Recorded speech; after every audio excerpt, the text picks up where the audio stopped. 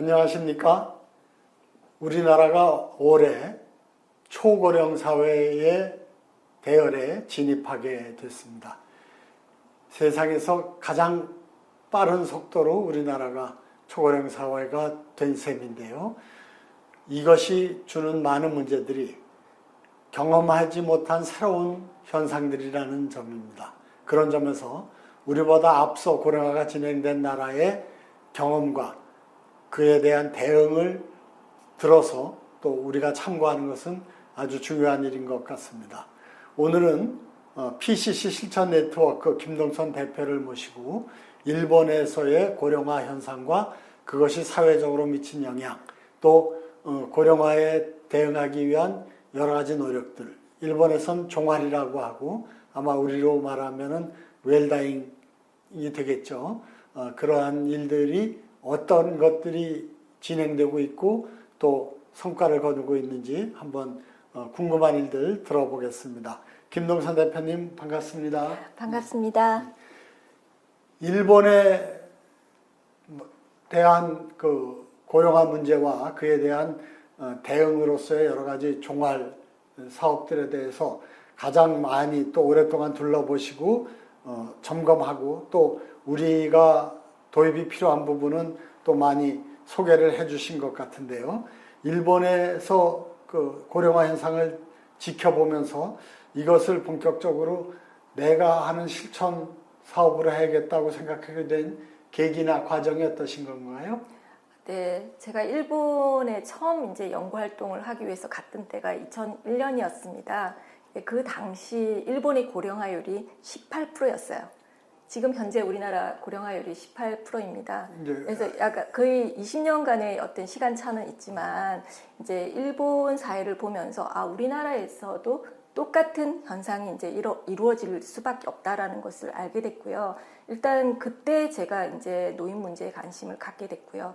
그리고 이제 그 이후에 개호보험 제도가 그 당시 2001년도에 일본에서 처음 이제 도입이 됐습니다. 그래서 개호보험을 연구를 하다 보니까 자연스럽게 돌봄이라는 문제를 이제 현장에서 많이 바라보게 됐고요.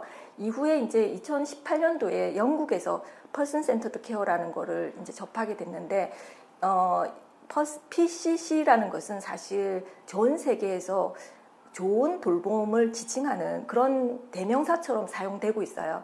그래서 우리가 이제 지금 사실 많은 분들이 나이가 들면서 돌봄 서비스를 받게 되죠. 돌봄 서비스를 받고 임종기 의료를 이제 사용을 하다가 이제 임종을 하게 됩니다. 그 과정 속에서 우리가 정말 인간적인 우리가 사람다운 어떤 돌봄과 의료를 받고 있는가라는 어떤 질문을 하게 됐고, 이런 것들을 이제 우리 사회의 가치, 중요한 가치로 한번 소개하고 또 현장에서 일하시는 분들이 굉장히 또 이런 거에 대한 이제 가치를 중요시 하시는 분들이 계시더라고요. 그래서 그런 분들과 함께 이제 저희들은 모여서 이제 연구하고 실천하고 있습니다. 네, 그 PCC에 대해서 좀 더 구체적으로 다양한 얘기를 좀 들어봤으면 좋겠고요. 먼저 이야기를 풀어가는 자리이니까 일본에 가서 고령화가 진행되는 과정을 통해서 일본 사회의 변화가 어떤 게 있었고 그에 대한 대응으로서 종활 활동들이 어떤 것들이 발생하더라. 그리고 그중에 이런 거는 우리가 참 참고하면 좋겠다. 또 우리한테도 어차피 닥칠 문제인데 잘 준비하면 좋겠다. 이렇게 좀 일본의 현황을 좀 소개해 주실 수 있을까요? 사실 2001년도에 이제 일본 사회를 처음 보게 됐을 때는 굉장히 부러웠습니다. 왜냐하면 당시 일본의 노인들은 굉장히 연금 생활하고 여유 있는 생활을 누릴 수가 있었어요. 그런데 이제 그동안 20년이 가까운 이제 시간이 흐르면서 초고령 사회가 되고 고령화율이 점점 올라가면서 사회나 정부나 개인이나 굉장히 큰 압박을 받고 있는 상황이라는 것을 이제 체험으로 이제 알게 되는 거예요. 그때 상황과 지금 당시 사회적인 분위기랑 지금 분위기가 굉장히 많이 달라지고 있습니다. 그래서 우리가 고령화라는 게 정말 무서운 것이구나. 사실 제가 2001년도에 그때도 취재를 하면서 경제학자들이 그렇게 얘기를 했어요. 고령화되면 경제가 나빠지지 않겠느냐, 생산성 떨어지지 않겠느냐.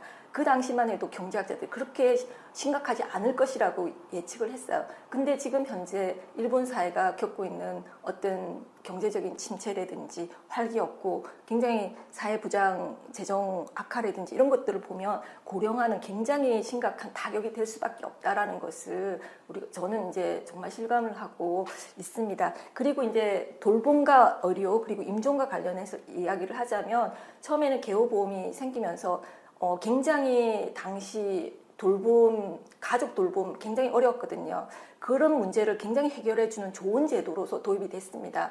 그런데 지금 현재에서는 돌봄, 개호보험도 재정 적자가 심각한 상황이 되면서 예전처럼 내가 꼭 필요한 서비스를 받아야 되는데 그 서비스를 받지 못하는 상황이 벌어지고 있어요. 그리고 또 이제 사망자가 증가를 하고 있죠. 그래서 지금 한 해 130만 명 정도가 이제 사망을 하고 있습니다. 근데 이 숫자는 계속 늘어나서 2040년이면 이제 거의 170만 명의 사망자가 나오는데 이 지금 100만 명이 넘는 한 150만 명 정도의 사망이 그때까지 계속 일어나기 때문에 이 임종이라는 문제도 굉장히 이제 중요한 과제인 것이죠. 그래서 요약을 하자면 사실은 개호보험이 처음에 생겼을 때는 정부에서 그렇게 홍보를 했어요. 동전 하나 5천 원만 내면 내가 필요한 서비스 다 받을 수 있다. 이렇게 선전을 했습니다. 그런데 지금 그렇지 않습니다. 정말 이제 국가도 어렵고 이게 재정적인 어려움뿐만 아니라 여러 가지 문제들이 겹쳐져 있어요. 이 개호 돌봄이라는 서비스에서는. 그렇기 때문에 많은 국민들이 내 노후에 정말 필요한 돌봄을 받을 수 없고 의료 서비스도 좀 정말 자유롭게 쓸 수 없고 그리고 죽을 때 지금 대부분의 이제 사람들이 혼자서 살다가 혼자서 아프다가 혼자서 죽는 그런 사회가 되고 있지 않습니까? 그러니까 이 국민들이 갖고 있는 이 불안감이 굉장히 크다라고 볼 수가 있습니다. 개호보험이라는 걸 낯선 제도니까 네. 좀 우리말로 좀 쉽게 네. 비슷하게 풀어서 얘기하면은 어떤 건가요? 우리나라에서도 있습니다. 네. 우리나라에서는 장기요양보험 장기요양보험이요. 제도죠. 요양병원 갈 때 네. 그 적용되는 거죠. 네. 그러니까 요양 서비스를 받을 때 이제 우리 크게 서비스 중에 집으로 방문해주는 요양보호사 제가 서비스 있고요. 그다음에 시설에 입소하는 서비스 요양원 이 두 가지를 중심으로 이제 이루어지는 게 장기요양보험 제도입니다. 그러면은 네. 일본 정부도 처음에는 500엔 우리 돈으로 5,000원만 내면은 다 우리가 정부가 돌봐드립니다. 안심하세요. 이렇게 얘기를 했는데 네. 워낙 고령화가 많이 진행되고 노인 인구가 많아지면서 재정적인 어려움이 제대로 된 돌봄을 아주 굉장히 제약한다. 네. 한계를 지금 봉착하고 있다. 이렇게 볼 수 있나요? 네, 그렇습니다. 이제 재정적인 어려움도 있지만 또 한 가지 이제 지금 돌봄에서 일본의 개호에서 이제 문제점이 뭐냐면 일할 사람이 없다라는 거예요. 우리도 비슷한 거 아닌가요? 우리나라도 지금 벌써부터 요양보호사 구하기 굉장히 어려워지고 있습니다. 근데 이제 이거는 계속 심각해질 문제지 결코 일시적인 문제가 아니거든요. 구조적인 문제거든요. 그래서 일본의 인구가 줄어들지 않습니까? 그러니까 생산 그 현장에서의 인력이 너무 부족한데 특히 이제 케어 돌봄 노동자들은 아무래도 이제 일은 힘들고 보수는 낮고 이러다 보니까 일하고자 하는 사람들이 없다라는 거예요. 그래서 지금 2025년 바로 내년이지만 그 2025년도에 210만 명의 돌봄 노동자가 필요하다고 하는데요. 그 60만 명이 부족하다라고 얘기를 하고 있습니다. 210만 명이 필요한데 현재 150만 명, 60만 명이 필요하다. 네, 주로 그 60만 명의 수요를 어디서 채우나요? 외국인 노동자들을 데려와서 하나요? 아니면 국내에서 노인들이 더 일을 많이 하게 한다든가 이런 식으로 추건 계획에 서 있나요? 일본이 다양한 방향에서 이제 노력을 하고 있죠. 일단은 사실은 일본은 인력이 2040년이 되면 1,100만 명의 생산 인력이 부족하다라고 추산을 하고 있습니다. 그러니까 그 중에서 가장 인력이 더 부족한 데가 바로 개호 분야예요. 그래서 요양 분야, 돌봄 분야이죠. 그래서 지금 외국의 이제 노동자들을 들여오기 위해서 굉장히 적극적으로 제도를 바꾼다고 하고 있습니다. 그런데 실상을 살펴보면 이 외국인이 들어올 수 있는 게 굉장히 엄격해요. 3년간 일본어 연수를 받아야 되고요. 개호 연수를 받아야 됩니다. 그리고 자격증을 따야 돼요. 그래야지 일본에서 계속 체류할 수 있는 자격증을 줍니다. 이런 식으로 문턱을 굉장히 높게 낮춰놨고 일본은 계속 낮춘다고 하지만 이제 객관적으로 볼 때는 아직도 문턱이 높기 때문에 외국인 인력이 들어오는 게 굉장히 어렵습니다. 그리고 이제 그러다 보니까 그럼 어디서 그 인력을 충당을 하냐? 그래서 일본에서는 지금 제가 서비스가 무너지고 있어요. 우리는 제가 서비스가 굉장히 중심이 돼야 된다라고 이야기를 하고 있거든요. 집에서 내가 시설에 들어가고 싶지 않죠, 누구나. 그래서 모든 사람이 내 집에서 마지막을 보내고 싶은데 이걸 뒷받침해 줄 수 있는 게 제가 서비스예요. 근데 지금 현재 일본은 제가 서비스가 무너지고 있습니다. 근데 이제 제가 작년 8월 달에 일본을 갔을 때는 좀 약간 도쿄 이남 지역을 이제 지지를 했는데 이게 문화적으로 가족 제도하고도 굉장히 밀접한 영향이 있는데 밑쪽은 약간 이남 지역은 도쿄 이남 지역은 큐슈 지역은 가족 중심이 아직 많이 남아 있습니다. 그래서 가족이 있는 경우는 가족 개호가 가능한데 이 도쿄 이북 지역은 가족이 거의 해체가 돼서 1인 가구가 굉장히 많습니다. 그러니 정말 심각한 상황이 많이 벌어지고 있어요. 예를 들면 노인이 내가 자립 생활을 할 수가 없는 상황인데 시설에 들어가기엔 내가 돈이 안 돼요. 돈이 없어요. 근데 파견 간병인도 안 온대요. 그럼 누워서 기다리는 그런 정말 힘든 상황이 벌어지고 있습니다. 예. 그러면 우선 현재 공급되고 있는 간병 인력, 돌봄 인력이 150만이면 그 150만의 구성은 일본 국내의 노동력, 네. 국내에 있는 주민들과 해외에서 이렇게 수입된 노동력하고의 비율이 어떻게 되나요? 제가 대충 볼 때 10% 미만이라고 보고 있습니다. 제가 볼 때는 외국인 인력. 외국인 노동자가요. 네. 우리는 현재 어떤가요? 우리나라는 이게 이제 요양병원과 요양원이 조금 다른데요. 요양원은 순수하게 일단 그 요양원에서 일을 하기 위해서는 요양보호사 국가 자격증을 따야 됩니다. 그래서 국가 자격증을 딸 수 있는 기준이 제가 알기로는 H1 비자가 가능한 걸로 알고 있어요. 그래서 외국인이라도 제한 외국인이라도 비자에 따라서 요양보호사를 딸 수 있는 사람이 있지만 그게 극히 드물고 나머지 요양병원은 사실 장기요양 보험 제도가 아니고 건강보험에 이제 수가가 청구가 되는 시스템이기 때문에 거기는 간병인들로 이루어져 있고요. 간병인들은 24시간 병원에서 생활을 해야 되지 않습니까? 그렇기 때문에 한국인이 간병인으로 일하는 경우는 적고 대부분이 그러니까 중국인들로 이루어져 있는 것으로 알고 있습니다. 그러니까 우리나라의 간병인들 내지는 간병인들을 포함한 돌봄 노동을 제공하는 분들이 크게 봐서 네. 아직까지는 전체적으로 보면 우리나라 사람들이 훨씬 더 많은 겁니까? 네, 그렇습니다. 그러니까 네. 주로 시설 간병, 병원에서 24시간 또는 막교대 이렇게 하는 분들은 외국인 노동자들이 많고, 네, 네. 제가 서비스 하는 분들은 한국 사람이 많고. 네네, 대부분이 한국인입니다. 예, 그렇습니다. 네. 그러니까 우리도 일본처럼 국내에서 그 노동력이 공급되는 건 이미 한계에 달하고 그래서 좀 더 적극적이고 개방적인 외국 노동력을 도입하는 것이 지금 그 과제로 논의되고 있지 않나요?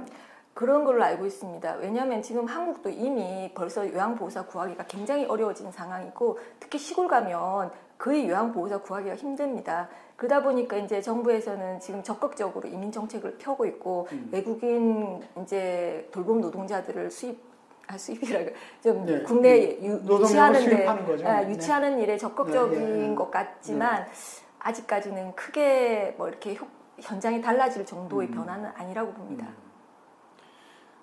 정말 이 돌봄 문제가 정말 심각하다고 느끼는 게 저 같은 경우도 은퇴한 입장에서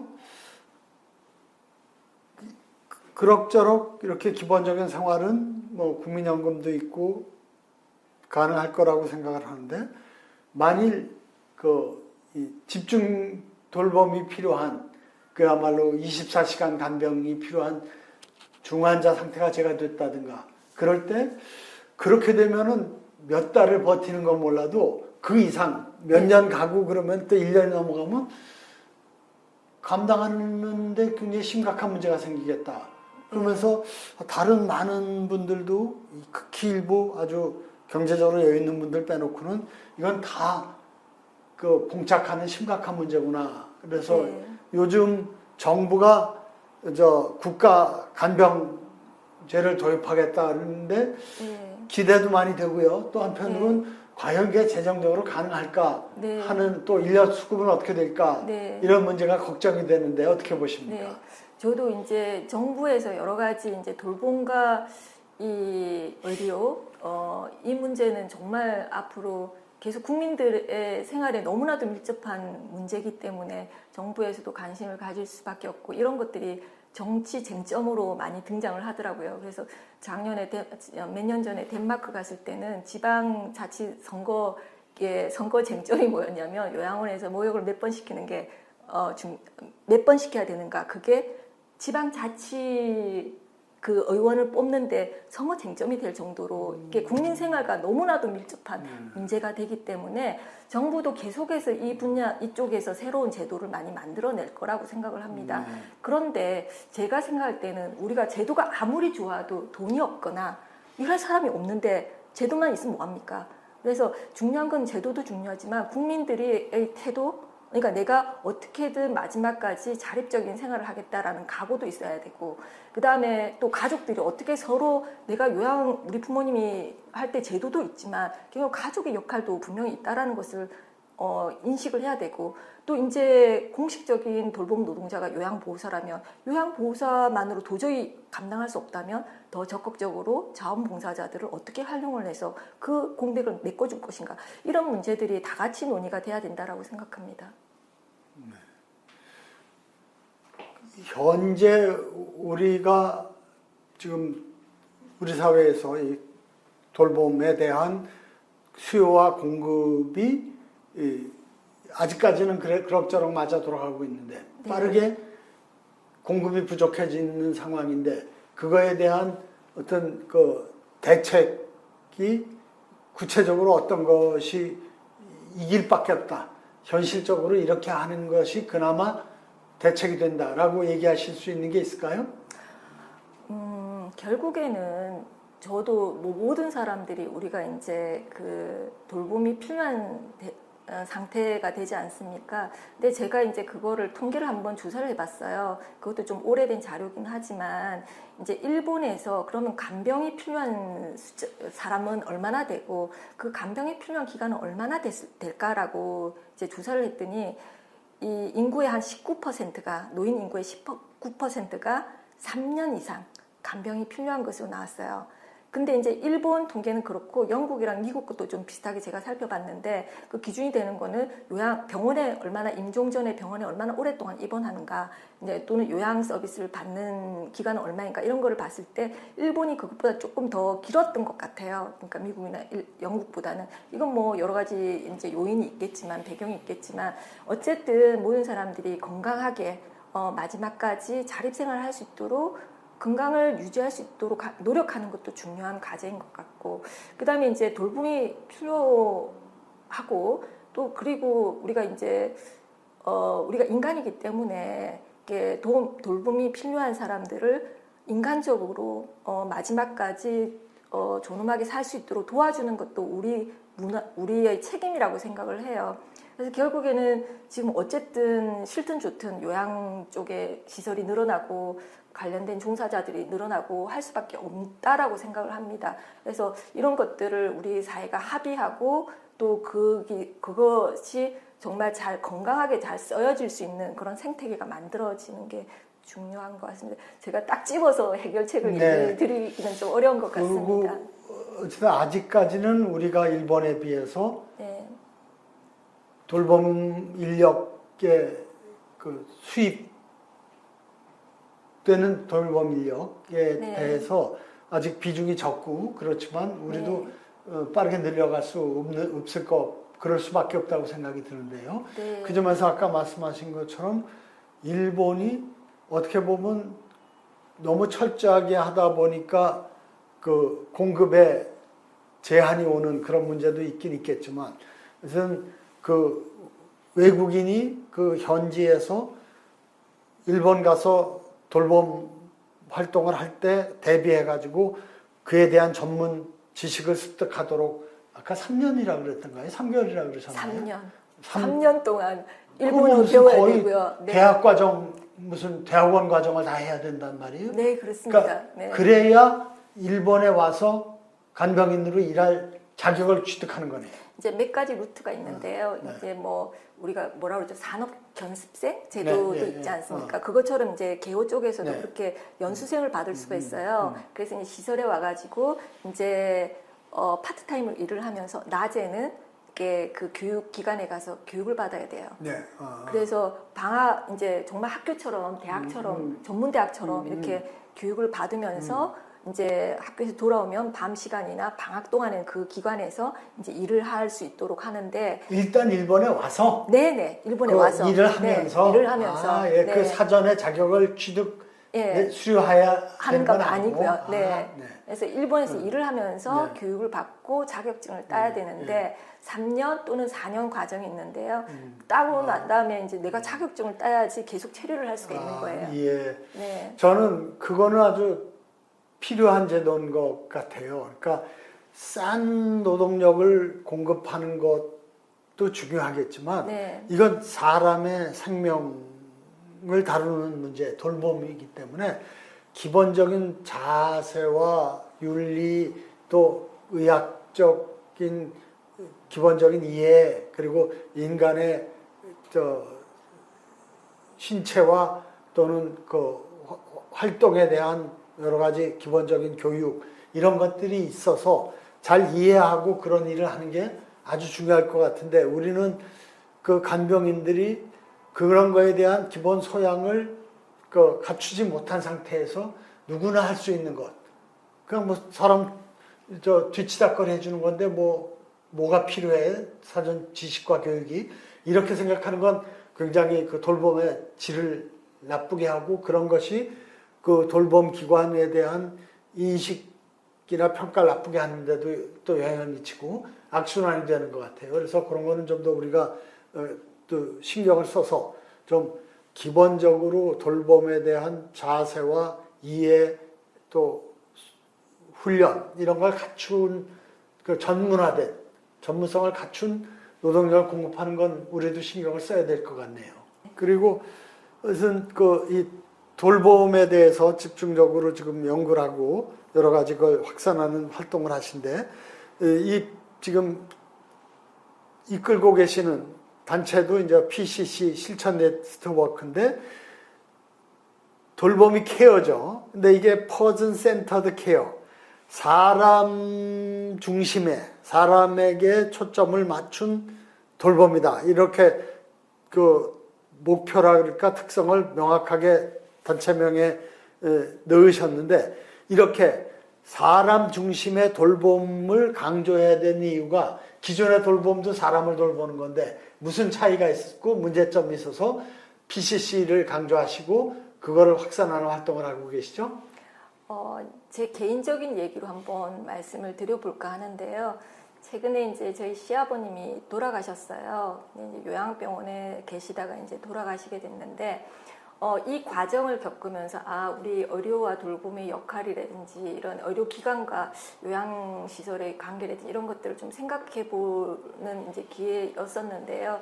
이제 요양병원에 계속 생활을 하시다가, 이제 갑자기 이제 나빠지셔서 응급실로 가셨다가, 그렇지만 우리가 이제 연명 치료하지 않겠다라고 이제 사전 요양서를 했기 때문에, 이제 다시 이제 요양병원으로 돌아오셨어요. 왜냐하면 지금 일본 같은 경우는 임종을 집에서 하는 경우가 굉장히 많거든요. 그래서 이제 근데 우리나라는 아직까지 재가해서 임종을 할 준비가 아직 안 되어져 있어요. 그 호스피스도 굉장히 극소수기 때문에 결국에는 이제 요양병원이 임종을 하는 그런 장소가 되었단 말이에요. 이게 어쨌든 좋건 나쁘건 그렇게 하는데 이제 바로 돌아가시진 않잖아요. 저희가 이제 가족들이 대기를 하고 어르신 이제 언제 돌아가실지 이제 기다리고 있는데 그때 저는 제가 직접 있었던 건 아니고 저희 남편이 이제 한밤중에 이제 옆에서 아버님 상태를 보면서 이제 졸고 있었겠죠. 근데 새벽 3시에 갑자기 간호사가 오더니 컷대를 휙휙휙 닫히고 불을 다 켜고 이제 그때 폐에 물이 차 있는 상태라 석션을 시작을 하는 거예요. 근데 새벽 3시에 어쨌든 의식은 없으시지만 주무시고 편안한 상태로 계시는데 갑자기 설명도 없이 석션기 코에다 집어넣고 그런 식으로 석션을 하더라는 거예요. 그래서 그러니 본인은 누워있는 상태에서 갑자기 뭔가가 이렇게 몸속에 훅 들어오니 너무 놀라신 거죠. 임종을 기다리고 오신다고 하시지만 어느 정도 살아있는 상태인데 그때 너무 저희 남편이 놀래가지고 하지 마시라 이렇게 하면서 이제 했는데 다시 이제 바이탈 사인이 회복되는데 상당히 시간이 걸린 걸 보면 분명히 저희 아버님도 그때 이 처치가 충격적이었던 거예요. 근데 이것을 어떻게 보냐면 간호사 입장에서는 당연히 해야 되는 일이에요.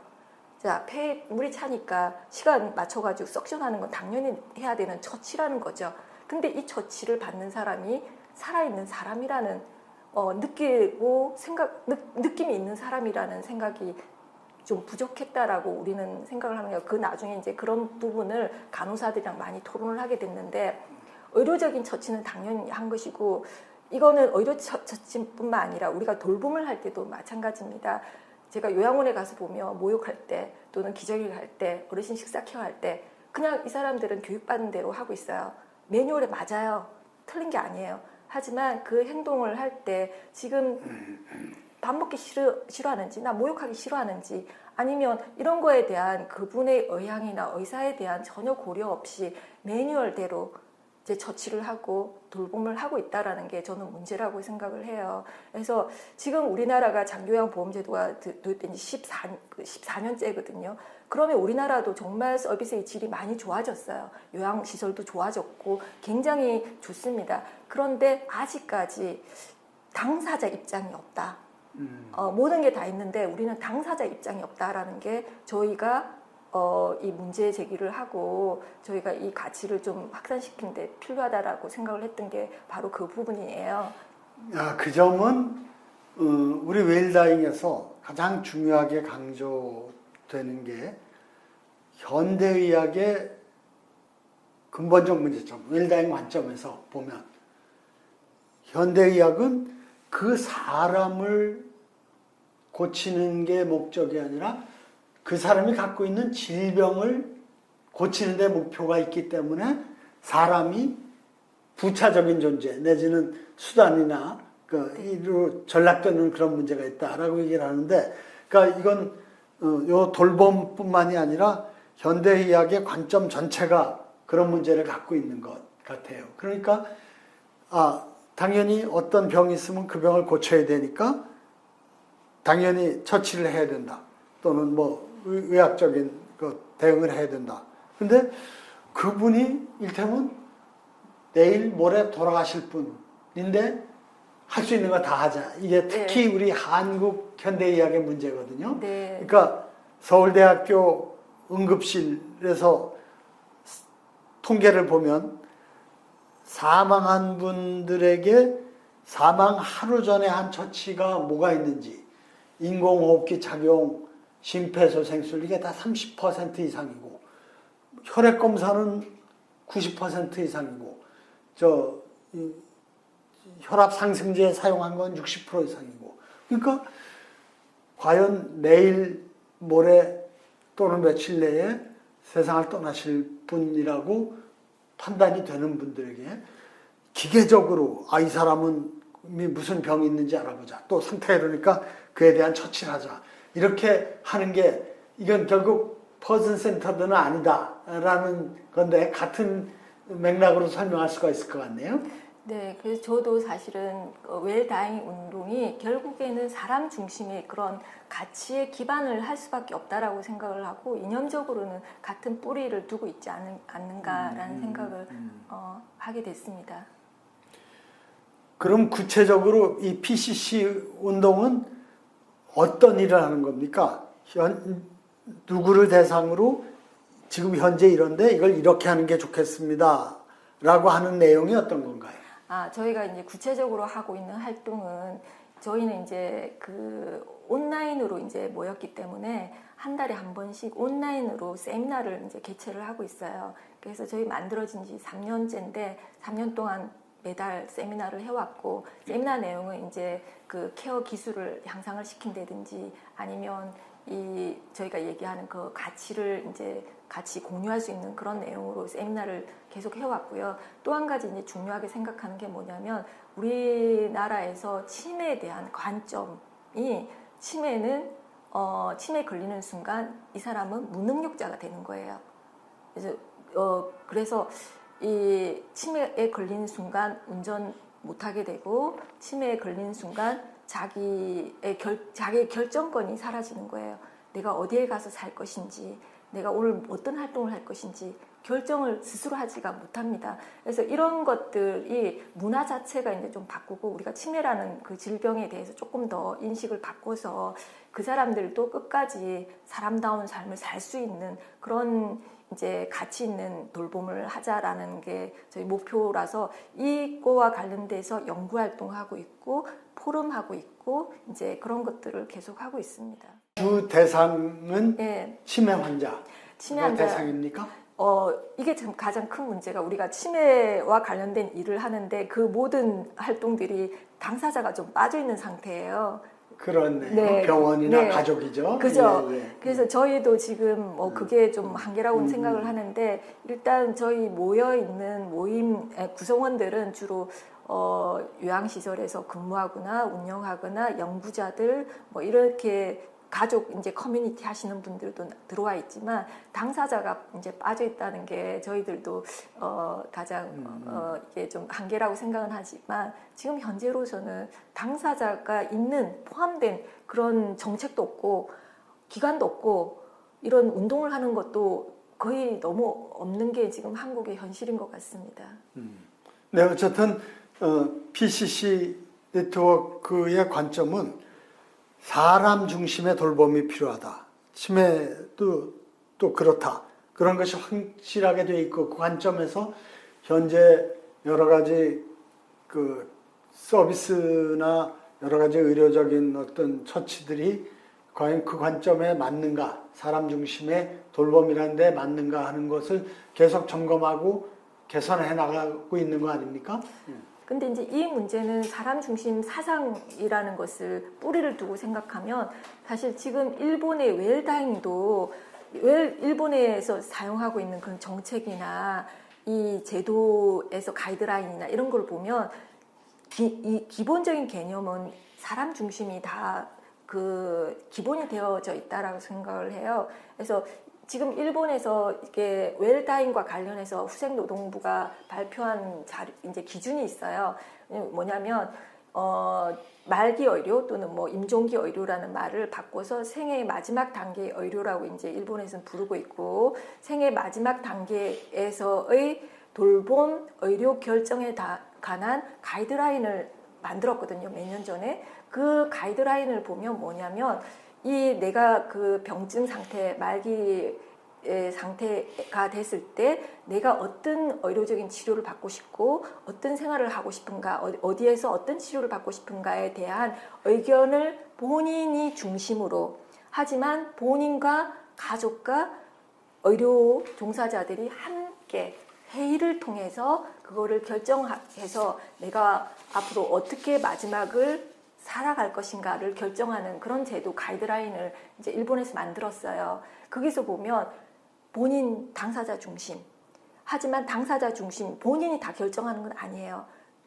인간이라는 것은 사회적 존재잖아요. 내가 존재하기 위해서는 가족도 있고 나를 돌봐주는 종사자들도 있어요. 그래서 함께 의논해서 가장 나다운 삶 그리고 마지막을 보낼 수 있는 어떤 계획을 세우자라는 게 지금 일본에서 웰당의 운동의 이제 핵심인 것 같거든요. 이게 그런 그 측면에서도 보면 결국 당사자 중심. 네, 사람 중심, 환자 중심, 당사자 중심 그 원칙을 좀 실제로 이런 돌봄의 그 다양한 그 요소들에 좀 그것이 적용되고 그 관점에서 개선되도록 하는 건 아주 중요한 일인 것 같네요. 지금 일본에서 하고 있는 것 중에 우리가 좀 이미 참고도 하고 있지만 더 적극 도입하고 참고하면 좋겠다 싶은 게 지금 말씀처럼 임종기라는 표현을 쓰거든요. 지금 우리가 연명의료에 대한 결정도 임종기의 환자에 대한 결정이란 말이죠. 그런데 임종기가 있고 그 위에 또는 좀 더 확대된 개념으로 말기 네. 상태 이렇게 네. 돼 있는데 네. 우리는 너무 좁혀져 있다는 점도 있고 네. 임종기를 어쨌든 이거 지금 아까 환자가 소외되는 문제가 있다는데 당사자한테도 당신 임종기입니다 라고 얘기하는 거하고 말기는 어차피 나이 먹고 병들었고 건강이 악화됐으니까 말기라고 얘기하는 거는 받아들이기가 좀 더 쉬운데 그 중에도 임종기입니다. 그거는 정말 당신 죽을 날이 손으로 꼽아지는 그런 절박하고 임박한 상태입니다. 이걸 이 이미지가 있잖아요. 네. 그래서 너무 좁게 설정하고 그러다 보니까 말기에서 더 나가서 임종기가 어디가 경계냐 하는 것도 의사마다 다 다를 수가 있고 너무 네. 좁다 보니까 네. 적용이 제약을 받고 그런 네. 점에서 그리고 또 이미지도 너무 임종기는 이미 죽는 게 예정된 사람이라는 점이기 때문에 좀 우리가 도입하면 좋겠고 그리고 치매라는 말도 일본이 안 쓰고 인지증이라고 얘기하는 것도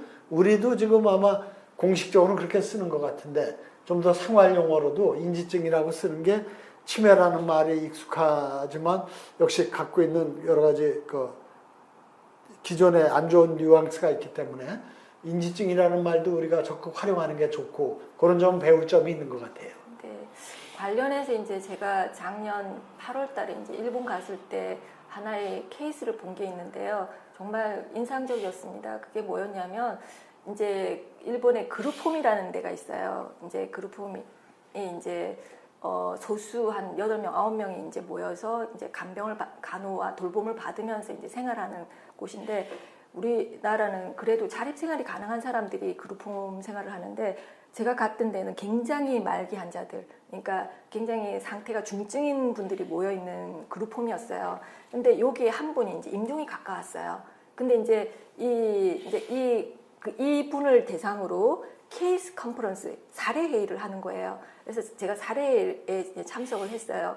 그런데 이제 이분은 여기 생활하신 지 3년이 되고 그러니까 마지막 이곳이 이분에게는 집인 거예요. 그래서 나는 여기서 죽겠다라고 얘기를 하셨고 그다음에 나는 연명 의료하지 말라. 예를 들면 뭐 경관식이나 위루나 이런 거 하지 말라라고 이미 의사 표현을 하셨던 분인데 그러다 보니까 해줄 수 있는 게 별로 없는 거죠. 이미 식사는 거의 이제 안 되는 상황이라서 그냥 젤리 같은 걸로 이제 계속 이렇게 하시는데 보니까 다른 뭐 점액도 하지 말고 다른 처치하지 말고 했으니까 이제 기다리는 거예요. 자, 그러면 바이탈 사인을 보면서 간호사가 이제 이분 대략 한 며칠 정도인 것 같아요. 이렇게 얘기를 하는 거예요. 이제 케이스 컨퍼런스에서 그때 참석했던 간호사가 그렇게 이제 보고를 하고 그다음에 재활치료사가 여러분이 지금 휠체어에 거의 누워 있는 상황인데 이게 부축이 와서 이쪽이 많이 딱딱하니까 뭐 쿠션으로 좀 이렇게 좀 편안하게 해드리겠다 뭐 이렇게 얘기를 하고 마지막으로 사회복지사를 중심으로 이분이 마지막으로 모든 사람들이랑 같이 인사를 하고 싶은데 임종을 어떻게 할 것인가 자기 본인의 의사와 이분의 삶을 봤을 때 이제 결정을 하는 거예요. 이렇게 우리가 의식이라는 게 있잖아요. 이별을 하기 위한 준비를 하는데 이분은 음악 선생님이셨고 딸도 피아노를 치시는 분이고 음악을 너무 좋아하니까 마지막으로 음악회를 하고 이제 이별식을 하자라고 얘기를 하고 자 그럼 음악회를 어떻게 할 것인가 그거에 대한 준비를 이제 회의를 하는 거예요. 그리고 제가 이제 그 그룹홈에 갔더니 이제 임종이 거의 뭐 며칠 남지 않으신 분인데 이렇게 거의 누운 상태로서도 같이 그룹홈에 있는 분들이랑 같이 노래 연습하고 계시는 거를 보면서 와, 마지막까지도 저렇게 자기다운 삶을 살 수 있구나 라는 생각을 굉장히 하게 됐거든요. 그래서 저는 딱히 우리가 일본의 제도를 뭘 배우자 이런 것보다는 사실 제일 중요한 거는 모든 사람들은 죽는다. 자, 죽음이라는 거를 우리는 기피하고 얘기하기를 싫어하지만 그거를 이야기를 하자. 미리 이야기하자. 나는 어떤 거를 원한다. 나는 어떤 처치를 원하고 나는 어떤 식으로 마무리하고 싶다. 어디에서 살고 싶다. 이런 얘기를 같이 하는 게 좀 필요하다. 일본도 뭐 그게 많이 부족하다라고는 얘기를 하는데요. 그런 이제 우리가 죽음을 받아들이는 문화를 좀 만들어야 되지 않을까라는 생각을 하고 있고, 또 이제 지금 결국에는 사람들이 원하는 거는 내가 죽을 때 병원에서 막 온갖 몸에 간을 꽂고 죽는 게 아니라 집에서 나다운 모습으로 죽고 싶다라는 게 모든 사람들에게는 희망인 것이잖아요. 이제 그런 것들이 조금씩 가능하도록 이제 제도나 뭐 의료 사용이나 이게 국민들의 생각, 뭐 나는 끝까지 살아야 되겠어라고 온갖 거 다 해보다가 죽는 게 아니라 나는 많이 잘 살아왔고 이 마무리는 이런 식으로 했으면 좋겠어라는 각자의 좀 각오가 좀 있으면 좋지 않을까. 제가 일본의 종말 중에서 정말 주목하고 좀 깊이 좀 들여다보고 싶다 하는 것 중에 하나가 바로 이 사전 장례식인데요. 네. 뭐 생전 장례식이라 그러고 또 어떤 분은 장례식이 좀 이미지가 그러니까 생전 이별식, 뭐 고별식 이렇게 얘기하는데 취지는 다 같은 거죠. 그것도 우리가 좀 생각해 보면 좋겠다. 그리고 제 버킷리스트가 개인적으로 네. 내가 이 생전 장례식에 컨설턴트 내지는 플래너로 네, 네. 좀 봉사활동을 하면 좋겠다. 네. 그래서 그런 걸 희망하는 분에게 어느 때쯤 어떤 상태가 됐을 때 이런 생전 장례식을 하면 좋을까? 네. 방식은 네. 뭐 식사를 하면서 하는 게 좋을까요? 다가회를 하는 게 좋을까? 아니면 그런 거 없이 정말 음악회라든가 무슨 네. 전시회처럼 네. 하는 게 좋을까요? 뭐 네. 이런 것도 다 상담하고 네. 실제로 네. 이거는 언제 그분이 건강기 극도로 악화되기 전에 해야 되니까 네. 그 시기를 특정하지 못하지만 그렇게 네. 되면은 그 행사를 집전할 때 네. 제가 저도 넥타이 매고 네. 그래서 사회자로 네. 또 물론 제가 그때 건강해야겠죠. 네. 그렇게 이제 진행을 네. 하고 이런 네. 것도 하면 얼마나 죽음에 대한 준비가 명랑하고 품이 있고 아름답게 느껴질까. 네. 우리는 죽음에 대한 준비는 좀 네.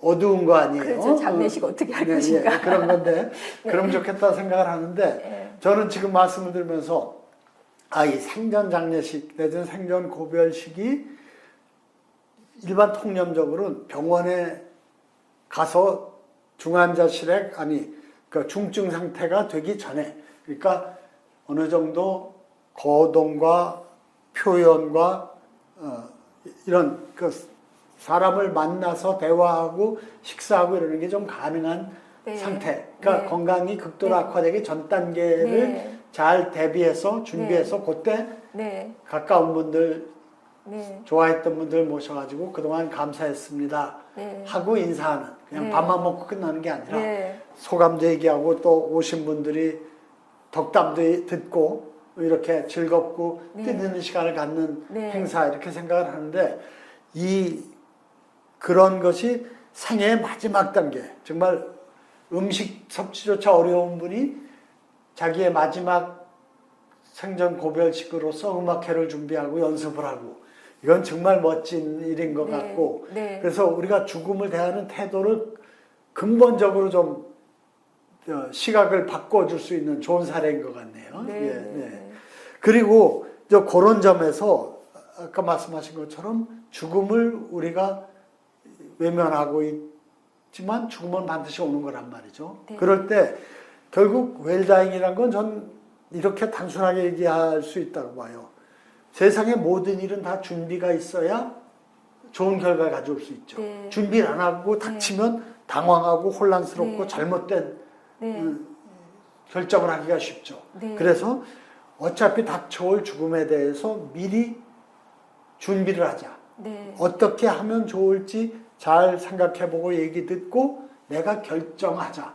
네. 이게 웰다잉이거든요. 네. 그래서 저는 이 사전연명의료 의향서 자체가 나는 무의미한 연명 치료는 안 받겠다라고 결정하는 거죠. 네. 그리고 그랬을 때 그럼 어떡할 거냐? 대안으로 호스피스 치료를 받겠다. 이것도 결정이죠. 네. 그런데 거기에 좀 더 세부적으로 구체적으로 다양하게 내가 참 중증 환자가 됐을 때 목욕 문제 또 뭐 여러 가지 그 나를 위안해 주는 게 성경 낭독이겠냐 뭐 불경을 읽는 거겠냐 음악을 듣는 거겠냐 무슨 유명한 사람의 어떤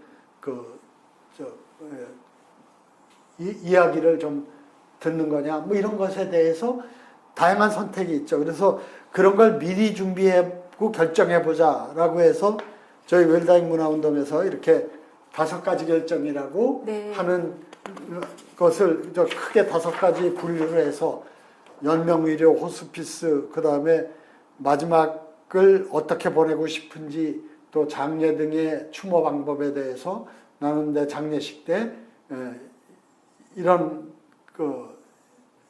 방식으로 하면 좋겠다. 이런 것들을 하자고 그러는데 요것도 낯선 일이거든요. 아직 많이 확산이 안 되고 있고 그런 점에서 현재 많은 나이 드신 분들이 돌아가고 있고 네. 더 많이 네. 돌아가시게 될 거고 네. 일본도 그렇고 우리도 네. 그렇고 그런 상태에서 이런 준비가 미리 안 된 분들 그러니까 사전연명으로 의향서도 안 써놓고 또 더 세세한 그 돌봄에 대해서 또 장례에 대해서 나는 그 카네이션 국화 대신 카네이션을 내 재단에 장식해 주면 좋겠다. 얼마나 좋겠어요. 그러면 더 쉽고 단순한 게 영정사진 같은 것도 미리 내가 준비하는 게 그런 거겠죠. 네. 내가 사랑하는 사람들을 마지막으로 대하는 마지막 이별의 장소인데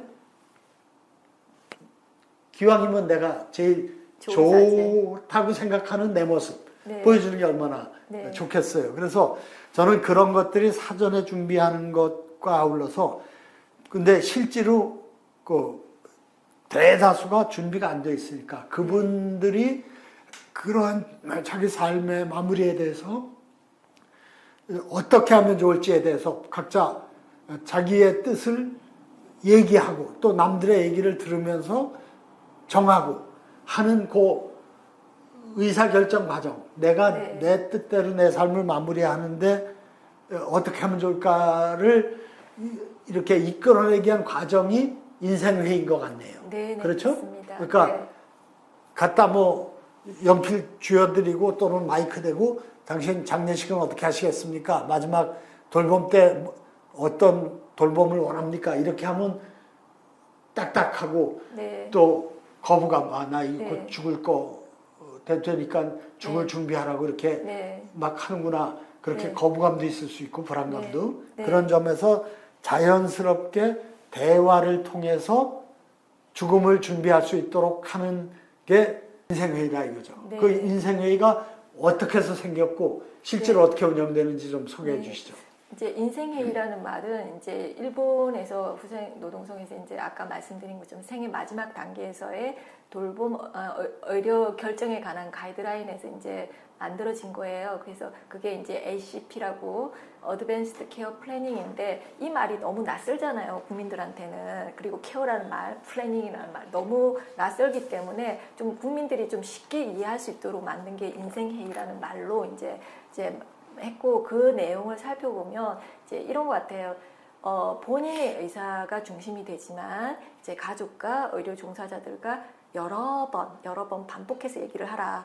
이게 왜냐하면 우리가 지금 나는 죽을 때 되면 나 아무것도 안 하고 싶어 하지 마 이렇게 얘기를 했지만 막상 또 해서 이거 정도는 나는 하고 그리고 사실 우리가 경관식만 해도 이걸 해야 되냐 말아야 되느냐에 대해서 경관식이 뭐죠? 경관식 이제 혼자서 경구식 그러니까 입으로 식사를 못하는 네. 경우에 관을 이제 넣어서. 관을 넣어서 네. 식사하는 거 네. 이게 이제 일종의 이것도 이제 연명의료의 일종이라고 볼 수가 있죠. 이제 늘 크게 본다면 근데 경관식만 해도 경관식을 하느냐 마느냐를 결정하는 거는 단지 그거 하나만 보고 결정하는 건 아니라고 하거든요. 그럼 이분이 경관식이라도 식사를 함으로써 나머지 기능은 다 좋으니까 그래도 계속 또 의미 있는 삶을 살 수 있다면 경관식도 하는 게 옳단 말이에요.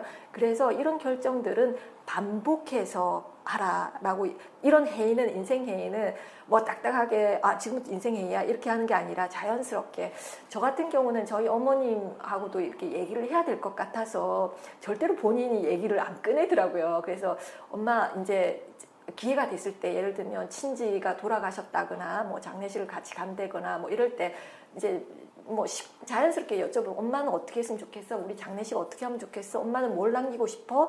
이렇게 이제 자연스럽게 얘기를 하다 보면 여러 가지 이제 생각들이 나오고 그러면 예를 들면 저희 어머니인 경우는 이제 본인이 그림을 좋아하셔가지고 그림을 많이 그려놨어요.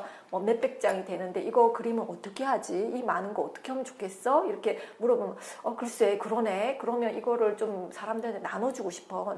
우리 친구들도 불러서 그럼 엄마 우리 마당에서 한번 전시 한번 할까? 우리 집에서 이런 식으로 하면 이 인생 회의를 하다 보면 이게 죽음을 위한 준비가 아니라 살아있는 내가 죽음이라는 거는 그 순간을 위해서 가는 그 과정을 내가 계획하는 거거든요. 그러니까 살아있는 시간을 어떻게 잘 쓸 것인가를 준비하는 회의라고 생각을 하면 사람들이 훨씬 거부감이 적고 또 이제 그 아까 얘기했던 후생노동성 가이드에서는 그런 이제 본인의 의사결정을 여러 번 반복해서 들으라라고 얘기를 하고 되도록이면 문서로 남기고 뭐 이게 이제 어느 정도 증거 능력이 될 수 있으니까 하고 이제 거기에서 혹시 치매환자인 경우에는 그것을 자신이 그거 의사 표명을 할 수 없는 상태가 있을 수 있잖아요. 그런 경우에는 우리가 이제 다른 주위 사람들에게 그런 결정을 누구에게 위임할 것인가 이것도 미리 얘기를 해두고 그 다음에 정말 아무것도 안 했는데 본인은 어떻게 해야 좋을까 이게 정말 가족도 없어요.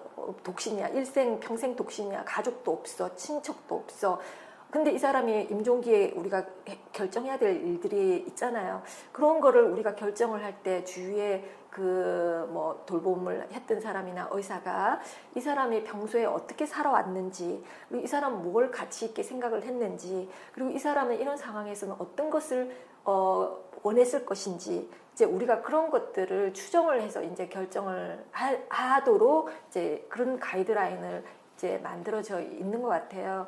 그래서 가장 중요한 건 본인의 의사 결정인데 그걸 어떻게 우리가 자연스럽게 끌어내느냐 이 부분이 중요한 것 같습니다. 그것이 사전에 연명의료 의향서를 쓴다든가 호스피스 의향서를 작성한다든가 장례 의향서를 작성하든가 그렇게 하는 거가 바람직하지만 실제로는 대부분은 그렇게 안 하니까 생활하시면서 자연스럽게 그런 거를 화제로 해서 본인의 생각과 판단을 이끌어내는 그리고 네. 가급적이면 네. 기록까지 하도록 네. 해서 그게 참고하도록 하는 네. 게 지금 인생회의의 네.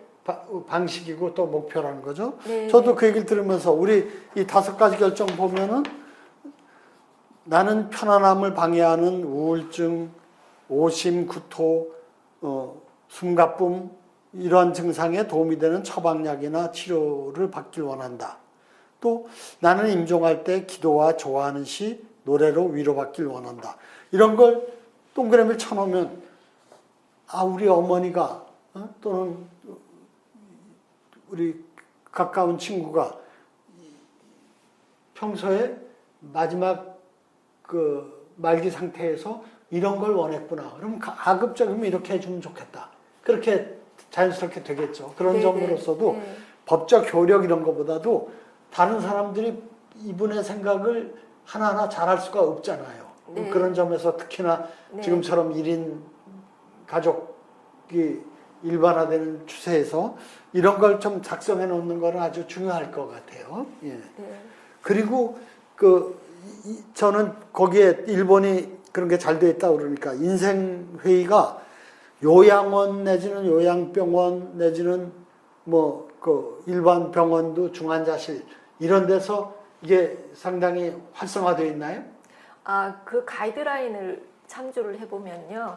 이제 그 몇 가지 이제 반복해서 하고, 그 다음에 본인 중심이 되어야 되고, 그리고 이 가이드라인에서 그 시설이나 이게 시설에서, 요양시설에서의 세팅에 맞게끔 작성하라라고 적혀 있어요. 이 말은 많은 사람들이 재가에서 사망하는 경우도 있지만 요양시설에서 사망하는 경우도 많기 때문에 시설에서도 이런 인생회의를 할 수가 있고, 그리고 시설에서도 임종을 이제 맞을 수 있는 태세를 갖추라는 그런 의미인 것 같아요. 그러니까 저는 일본의 그런 그 노인 말기 환자들이 계시는 데서 이 재가회의가 얼마나 활성화되어 있는지 그게 궁금해서 여쭤보는 겁니다. 네. 네. 일본에서는 이제 이게 또 제도를 얘기를 하려면 좀 복잡하긴 한데요.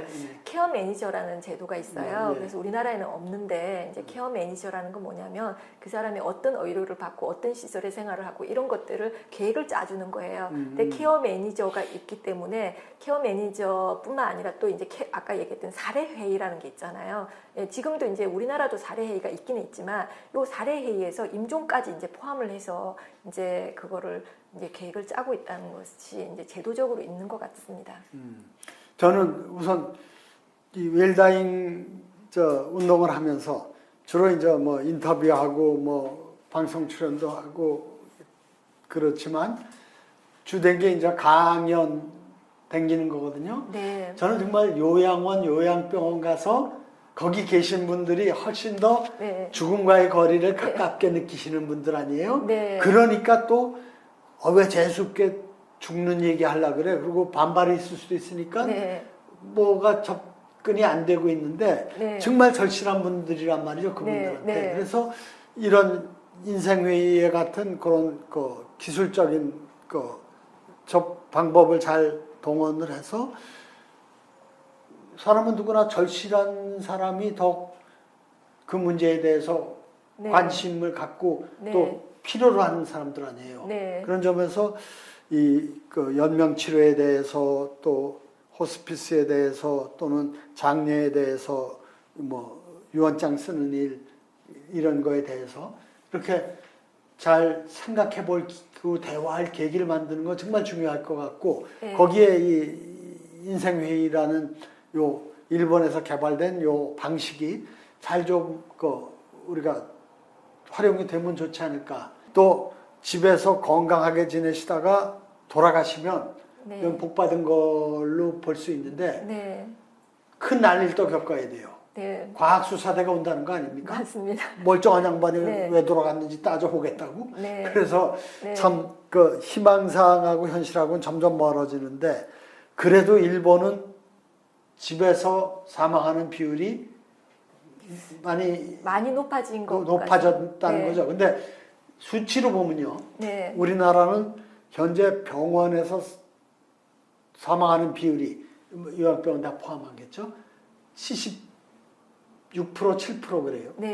그런데 미국은 현재 40% 미만까지 내려갔는데 미국도 2000년대 중후반에 70% 있다가 이렇게 내려간 거예요. 저는 일본은 어떤지 모르겠는데 일본도 우리처럼 올라갔다가 내려간 케이스라면 우리는 어쩔 수 없지. 일본이나 미국하고 달라. 그렇게 체념할 게 아니라 우리도 어떻게 잘하면 집에서 돌아갈 수 있는 비율을 훨씬 높일 수 있겠구나.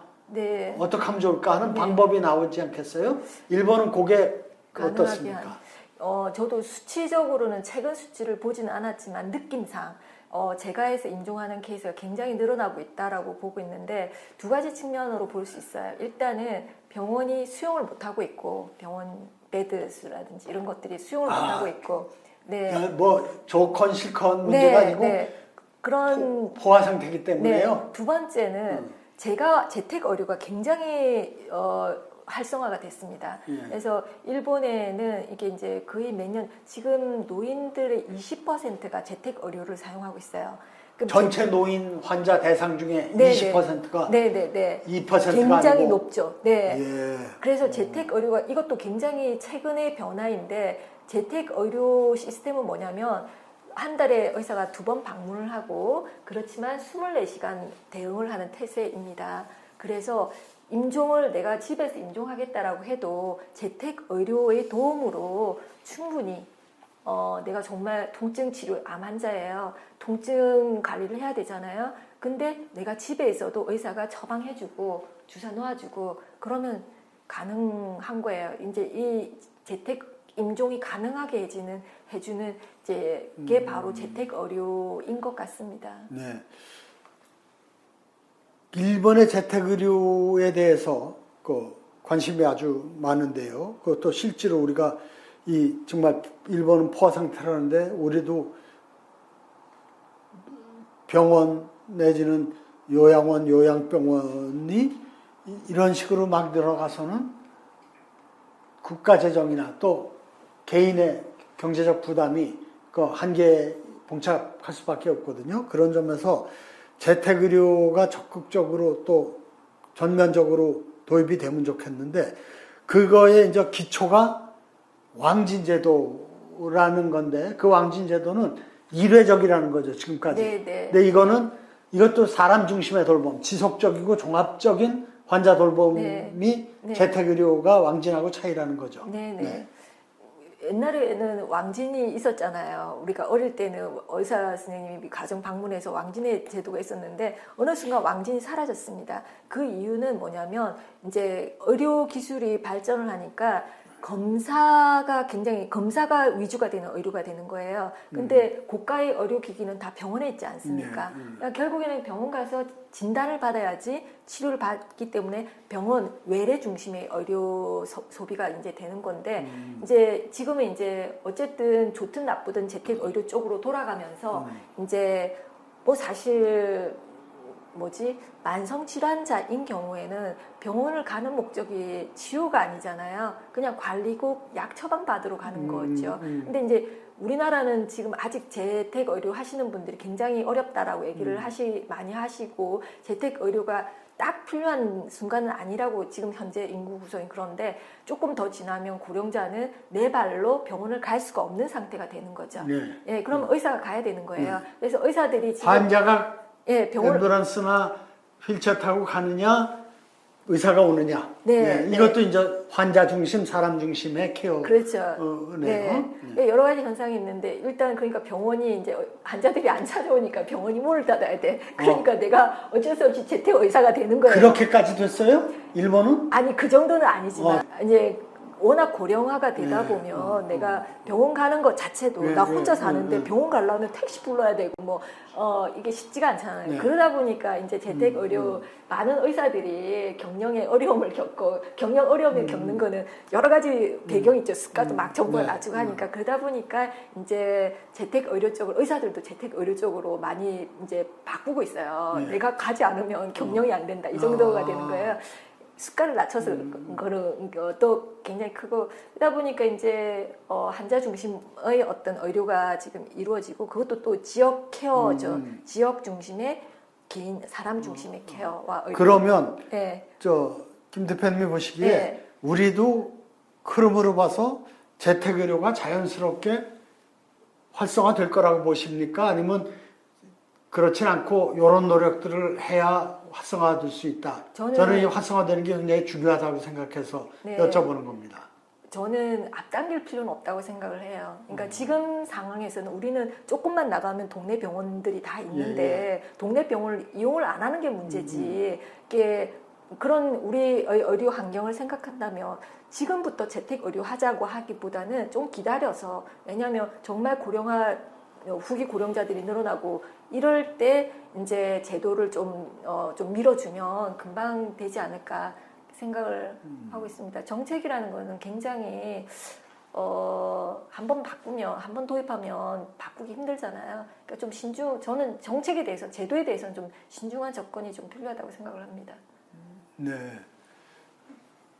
근데 어쨌든 크게 봐선 일본도 시설 병원의 수용 한계와 또 그에 따른 사회적 또 개인적 부담 문제 때문에 재택 의료 쪽으로 큰 흐름이 잡혀가고 있다. 20%가 이미 네, 재택 의료로 네.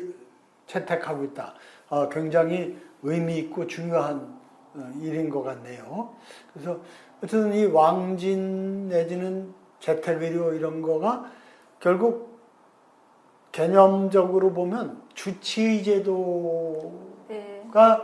정립되는 네. 과정이 아닌가 네. 싶습니다. 지금 우리는 조각조각 요 병원 가서 요거 진찰받고 저 병원 가서 저거 하고 그것도 그러다 보니까 질병만 대상으로 하지 그 질병 갖고 있는 사람이 대상이 되지 못하는 문제가 있거든요. 네, 맞아요. 그런 점에서 네. 이 주치의 개념의 왕진제도 내지는 재택의료가 도입되면 훨씬 더 원래 지금 추진하고 계시는 퍼슨 센터드 케어 사람 중심의 돌봄도 구현될 수가 있고 그리고 좀 더 정말 그 힘든 움직일 수 없는 분이 병원을 찾아가는 것보다 훨씬 차도 있고 쌩쌩하신 의사와 간호사 선생님들이 오는 게 얼마나 더 환자의 중심으로 보면 네. 도움이 되는 일이겠어요. 네. 재택 의료나 의료에 대해서는 사실 제가 전문가가 아니기 때문에 굉장히 말씀드리기가 좀 조심스럽고 어려운 측면이 있는데 예를 들면 여러 가지 관점이 있을 것 같아요. 근데 정부에서는 딱 두 가지, 정부가 생각해야 될 건 두 가지. 재정적으로 지속 가능한가. 두 번째는 정말 국민들에게 필요한 의료와 돌봄인가. 이 두 가지를 같이 생각하면서 가야 되면 되지 않을까. 병원에서 치료를 해야 되는 의료가 있고 난 그냥 만성 질환자예요. 그리고 이제 그 경우에 해당되는 와상 환자이기 때문에 그냥 나는 그냥 그 지속만 해주면 돼. 그리고 급변 뭔가 이상이 있을 때 뭔가 좀 의료적으로 도움이 주는 게 좋겠다. 이렇게 생각하는 분도 있잖아요. 의료의 수요가 다르기 때문에 굉장히 말하기가 어렵지만 예를 들면 이렇게 말씀드릴게요. 일본에서는 재택 의료를 얼마를 받냐면 의사들이 2번 방문하고 그렇지만 24시간 대응을 해야 돼요. 뭔가 환자가 전화를 온다고 밤중에 전화 받고 뭔가 처치를 할 수가 있는 게 대응을 하는데 그게 바로 주치의죠. 그러니까 계약 관계에 의해서 재택 의료가 이루어지는 거니까 주치 맞습니다. 그러면 이제 환자 한 명당 40만 원을 받는다라고 들었어요. 지금 우리나라도 재택 의료 시작을 했거든요. 시범 사업 하고 있는데 제가 들었는데 의사가 1번 방문하고 간호사가 2번 방문하고 환자 1인당 14만 원이라고 들었어요. 그러면서 굉장히 이게 낮은 거죠. 의사 입장에서. 병원에 그 간호사 월급 주고 하는데 14만 원 가지고 안 된다는 거죠. 힘들죠. 그러니까 이 수가 문제가 있기 때문에 보편화가 되지가 않는 문제이고 제가 볼 때는 우리나라 노인들의 의료 수요가 재택 의료 수요만큼 그렇게 고령화되지는 않았다라고 저는 그렇게 생각을 해요. 그렇지만 빠르게 닥쳐오겠죠. 그에 대한 대비로서 재택 의료를 좀 더 이렇게 현실화 합리화하고 하는 게 아주 중요한 일인 것 같네요. 재택의료도 결국은 사람 중심의 돌봄의 그 목표에 보다 이렇게 충실한 또 한 단계 접근하는 방식이라는 점에서 의미가 있는 것 같고요. 웰다잉 문화운동과 PCC는 사실 거의 같은 이상을 공유하고 있다고 생각을 합니다. 저도 웰다잉 문화운동에 대해서 너무너무 감사하고 왜냐하면 모든 저희 부모님들도 이제 다 연명의료 의향서를 작성을 하고 계시고 또 이제 지금 여기서 5가지 약 말씀하셨는데 이런 것들이 정말 보편화되면 이렇게 우리가 이제 죽음 준비도 자연스럽게 되는 거기 때문에 저도 웰다잉 문화운동 적극 이제 응원하고 또 사람 중심 케어도 좀 많은 이제 좀 많이 관심 가져주시면 감사하겠습니다. 많은 수고 부탁드립니다. 고맙습니다. 감사합니다.